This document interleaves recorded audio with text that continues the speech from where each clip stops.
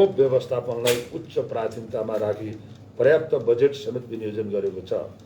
हालसम्म कोभिड विरुद्धको पहिलो खोप 6,85,580 जनालाई र दोस्रो डोज खोप 5,91,947 जनालाई प्रदान गरिएको छ।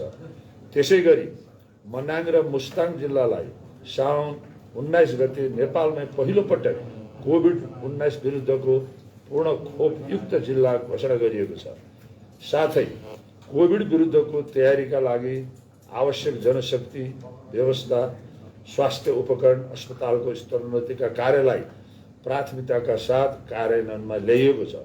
कोभिडको तेस्रो लहर विरुद्धको पूर्व तयारी गरिएको छ।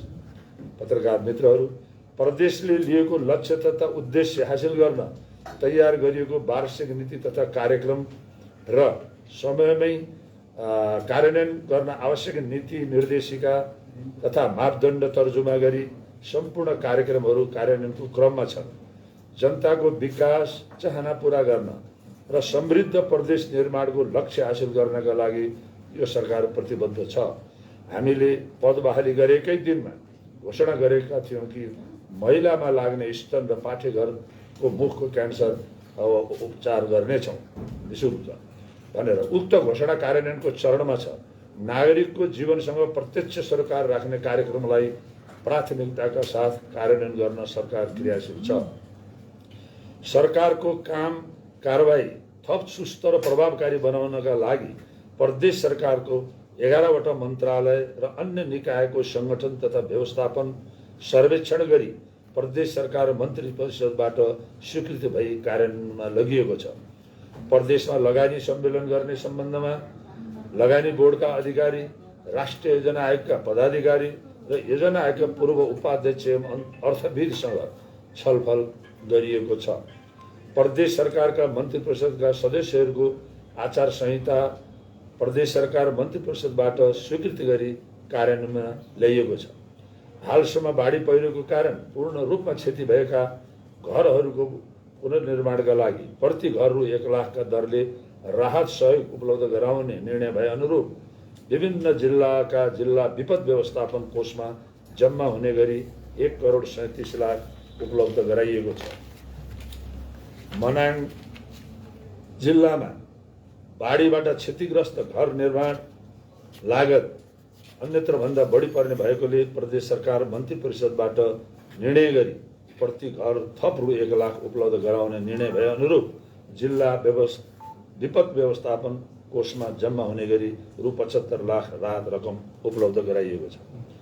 गत आर्थिक वर्षको बाढी पहिरोबाट क्षतिग्रस्त निजी आवासहरूको पुनर्निर्माणका लागि प्रदेशले बेहोर्नु पर्ने रकम स्वरूप रु 6,07,20,000 विभिन्न जिल्लाको जिल्ला विपद व्यवस्थापन कोषमा उपलब्ध गराइएको छ।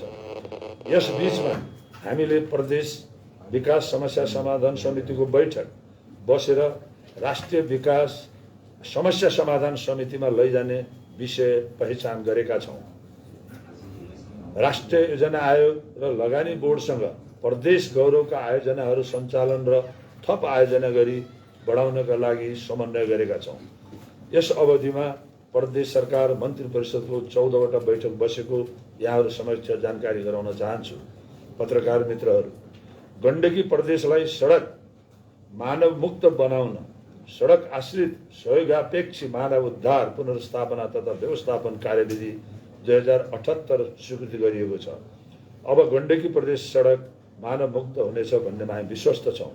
यसै अवधिमा हामीले प्रदेश शिक्षा नीति 2078 स्वीकृति गरेका छौँ। प्रदेशलाई पूर्ण साक्षर घोषणा गर्नका लागि आवश्यक तयारी गरिएको छ। प्रदेश सरकारको आर्थिक स्थिति झल्कने श्वेत पत्र जारी गरी प्रकाशन गरिएको छ।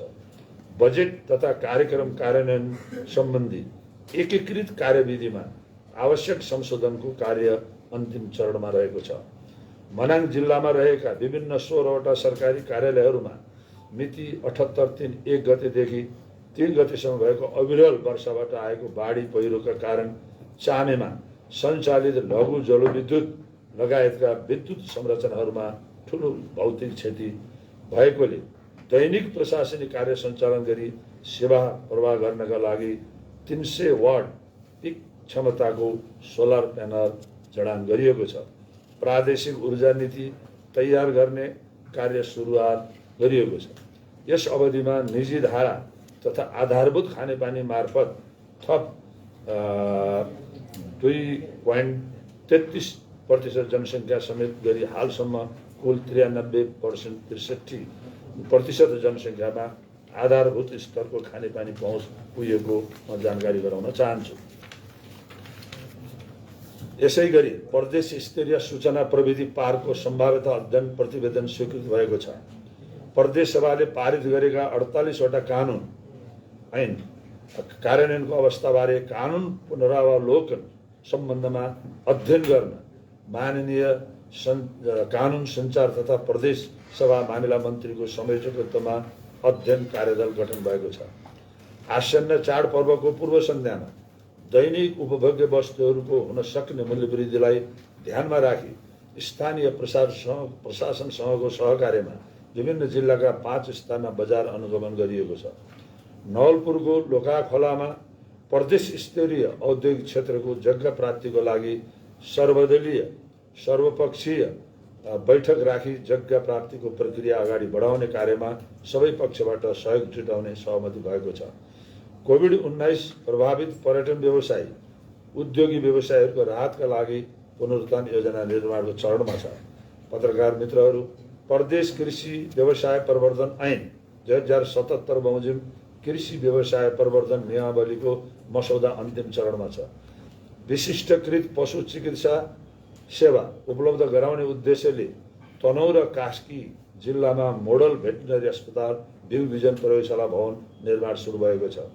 पशुमा लाग्ने मुख्य संक्रामक रोगहरू विरुद्ध वृहत खोप अभियान सञ्चालन गरी कास्की जिल्लालाई पशुमा पूर्ण खोपयुक्त जिल्ला बनाउने उद्देश्यले स्थानीय तहसँग समन्वय गरी तथ्याङ्क सङ्कलन कार्य सुरु गरिएको र अन्य जिल्लाहरूका 25 वटा स्थानीय तहहरूलाई पूर्ण खोपयुक्त पालिका बनाउन खोप अभियान सञ्चालन गर्ने प्रक्रिया अगाडि बढेको छ।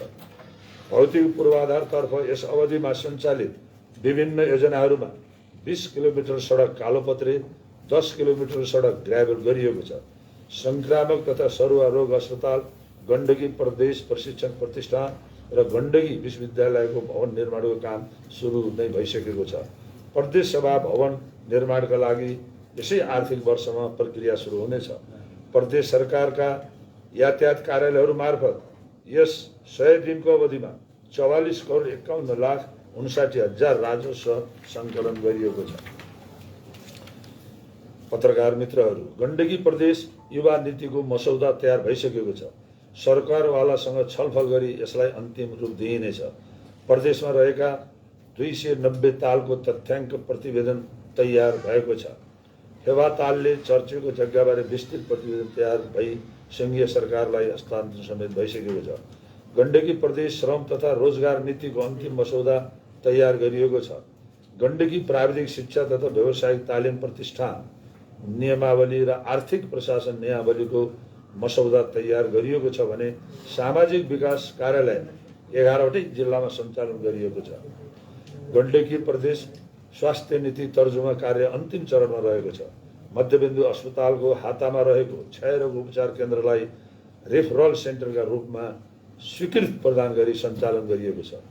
जनयुद्ध र जनआन्दोलनका योद्धा, घाइते, अपाङ्ग एवं शहीद परिवारका व्यक्तिहरूलाई गण्डकी प्रदेश सरकारका अन्तर्गतका सरकारी अस्पतालबाट उपलब्ध गराइने सामान्य स्वास्थ्य सेवा निःशुल्क रूपमा उपलब्ध गराउने सम्बन्धी अवधारणा पत्र स्वीकृत गरिएको छ। सरकारले आम सञ्चार विधेयक अगाडि बढाएको छ। यसको मनसा आम सञ्चार क्षेत्रलाई थप स्वतन्त्र, जिम्मेवार र उन्नत बनाउनु हो। पूर्ण प्रेस स्वतन्त्रता लोकतन्त्रको आत्मा हो। स्वतन्त्र प्रेसको मान्यतामा कुनै आँच नआउने गरी यसलाई अन्तिम रूप प्रदान गरिनेछ। पत्रकार मित्रहरू, प्रदेशको अधिकार क्षेत्र, उपलब्ध स्रोत साधन, विद्यमान कोरोना महामारीका बीच प्रदेश सरकार गठन भएको यति छोटो समयमा लोकतन्त्रलाई संस्थागत गर्न, जनताका पीरमर्काको सम्बोधन गर्न इमान्दार प्रयत्न गरेका छौँ। तर जनताको विकास चाहना, समृद्ध प्रदेश निर्माणको हाम्रो साझा लक्ष्य हासिल गर्न धेरै काम गर्न बाँकी नै छ। यो सरकार जनतालाई केन्द्रबिन्दुमा राखेर दैनिक सेवा प्रवाहलाई चुस्त बनाउनका साथै समग्र विकास प्रक्रियालाई गति प्रदान गर्न प्रतिबद्ध छ। विद्यमान कोरोना महामारी विरुद्धको सङ्घर्षलाई सजगताका साथ जारी राख्दै जनजीवन सहज बनाउनेतर्फ हाम्रो ध्यान केन्द्रित छ। संविधानले परिकल्पना गरे बमोजिम नै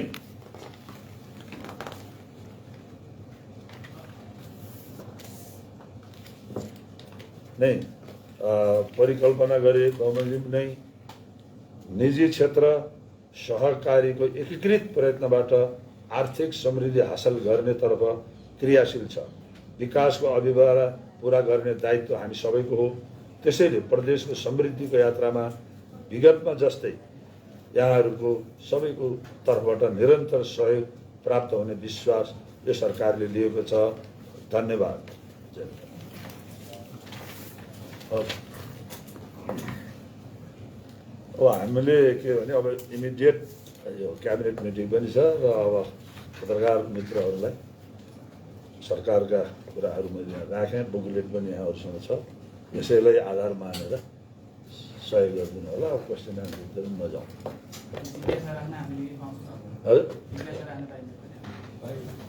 पाइन्छ फटाफट राखेँ 5 मिनटभित्र राखिसकौँ। 5 छोटो गरौँ।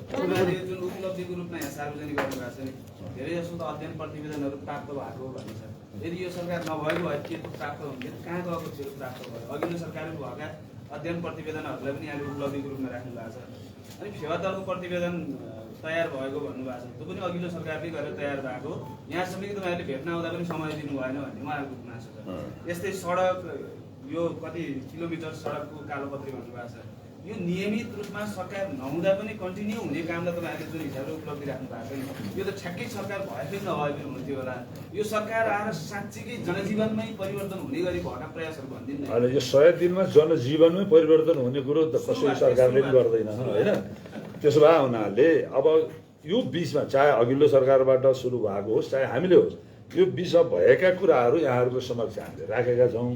अब यसमा अब यहाँहरूले विश्लेषण गर्ने कुरो हो। त्यसरी यता धेरै डिबेट नगरौँ ल। अरू यसको तेस्रो लहरको बारेमा चाहिँ यहाँले तयारी भएको छ भने के गर्नु भएको छ एउटा त्यो पनि। अर्को चाहिँ यो जनयुद्धका घाइते बेपत्ता परिवारको लागि पनि चाहिँ यहाँले उपचार सामान्य कुरा भनिएको छ। मन्त्रालयले फेरि त्यस्तो सामान्य शब्द छैन, उपचार भएसम्मको कुरा सबै हुन्छ भन्ने खालको कुरो हो। अलिकति प्रश्न राख्नु होइन। सरकारी अस्पतालहरूबाट हुने जुन सुविधाहरू छ त्यो हामी त्यो जनआन्दोलनका जनयुद्धका पीडितहरूलाई उपलब्ध गराउने भन्ने कुरो हो।